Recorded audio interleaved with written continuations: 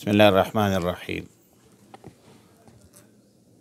کچھ چیزیں ایسی ہے جس کے استعمال سے روزہ پر فرق نہیں پڑتا۔ وہ کون سی چیزیں ہیں جس کے کرنے سے روزہ فاسد نہیں ہوتا؟ نمبر 1، انجیکشن، خواہ رگ کا ہو یا گوشت کا ہو، اس سے روزہ فاسد نہیں ہوتا، روزہ خراب نہیں ہوتا، کیونکہ یہ عمل جو ہے اور اس عمل سے دوا باطن کو، بدن کو بذریعہ مسامات پہنچتی ہے، نہ کہ بذریعہ منافذ، کیونکہ ہاتھ، پاؤں، پیٹ وغیرہ میں کوئی سوراخ نہیں ہے، اور فقہا لکھتے ہیں کہ اسی صورت میں روزہ فاسد نہیں ہوتا۔ وَمَا يَدْخُلُ مِن مَسَامِ الْبَدَنِ لَا يَفْطِرُ، قذافی عالمگیری جلد 1 صفحہ نمبر 203 اور معتبرات الفقہ۔ آنکھ میں دوائی ڈالنے سے بھی روزہ فاسد نہیں ہوتا، اور کئی دفعہ بندہ آنکھ میں دوائی ڈالتے ہیں لیکن اس کا رنگ ناک میں یا حلق میں ظاہر ہوتا ہے، لیکن اس کے باوجود آنکھ میں دوائی ڈالنا یا سرما ڈالنا، اس سے روزہ فاسد نہیں ہوتا۔ وَلَوْ أَقْتَرَ شَيْئًا مِّنَ الدَّوَاءِ فِي عَيْنَيْهِ لَا يَفْطِرُ صَوْمَهُ عِندَنَا، فتاوی عالمگیری جلد 1 صفحہ نمبر 203۔ لہٰذا آنکھ میں دوائی ڈالنا یا سرما ڈالنا، اس سے روزے پر فرق نہیں پڑتا اور روزہ فاسد نہیں ہوتا۔ ایک اور چیز کے روزے کے حالت میں دوائی سونگھنا، یہ اس سے بھی فرق نہیں پڑتا، کیونکہ یہ عمل شم ہے، سعوت نہیں ہے، یعنی دوا کے ذرات شم سے اندر جاتے ہیں، شم سے مشک وغیرہ کی طرح سونگھنا جو ہے، یہ خوشبو ہوتی ہے وغیرہ، تو خوشبو لگانے سے یہ فرق نہیں پڑتا۔ اور علامہ ابن عابدین شامی رحمہ اللہ تعالی لکھتے ہیں، لا یکرہ للصائم شم رائحۃ المسک والورد ونحوہ لما لا یکون جواہرا متصلا کالدخان۔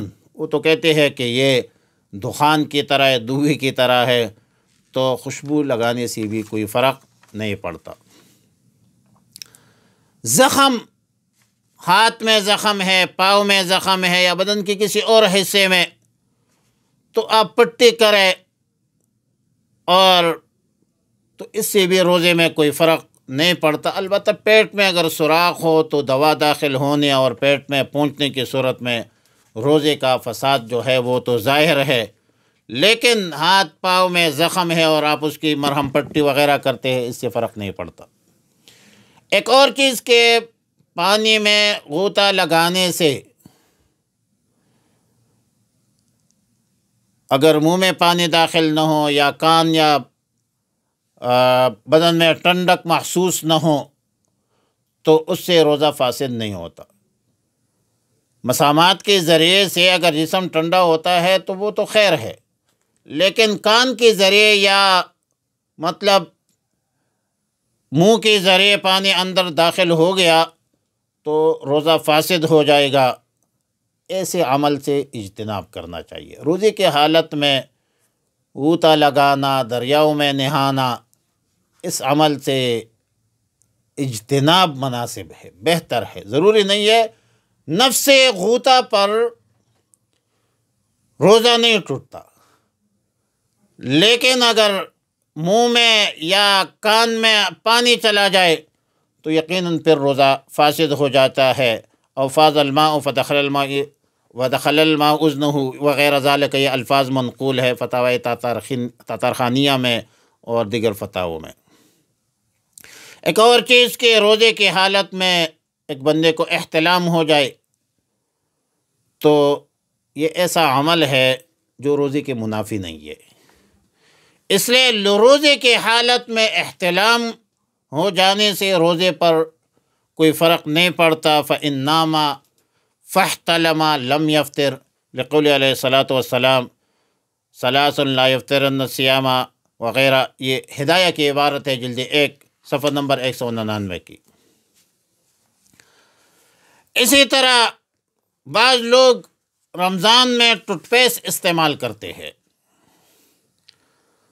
اور بسا اوقات دوائی کا حلق کے نیچے جانے کا بھی احتمال ہوتا ہے، اسی لیے روزے کے حالت میں ٹوتھ پیسٹ کا استعمال مکروہ ہے، اور اگر حلق کے اندر چلا جائے تو یقیناً روزہ فاسد ہو جاتا ہے۔ وَقَذَا إِذَا ذَاقَتْ شَيْئًا، سمجھ آ رہی ہے؟ تو یہ ہے، اس سے بھی روزہ پھر فاسد ہو جاتا ہے اگر حلق کے اندر ٹوتھ پیسٹ وغیرہ چلا جائے۔ روزے کی حالت میں بار بار غسل کرنا جائز ہے، مرخص ہے، اس پر کوئی اثر نہیں پڑتا، لیکن بشرطے کہ پانی کے قطرات منہ کے اندر حلق کے اندر داخل نہ ہوں اور احتیاط سے بار بار غسل کرے تو اس سے بھی فرق نہیں پڑتا۔ روزے کی حالت میں دانت نکلوانا کیسا ہے؟ جائز ہے، البتہ دانت نکالتے وقت یا ویسے منہ سے خون بہہ جائے اور حلق کے اندر چلا جائے تو یقیناً اس سے روزہ فاسد ہو جائے گا۔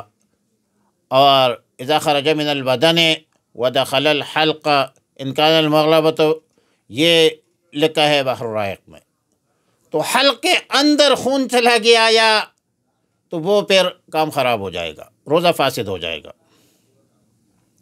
ایک اور چیز جو عوام میں زیادہ مشہور ہے، روزے کے حالت میں قے کا خود بخود آنا، اس سے روزہ فاسد نہیں ہوتا، یہ روزے کی فساد کا سبب نہیں ہے۔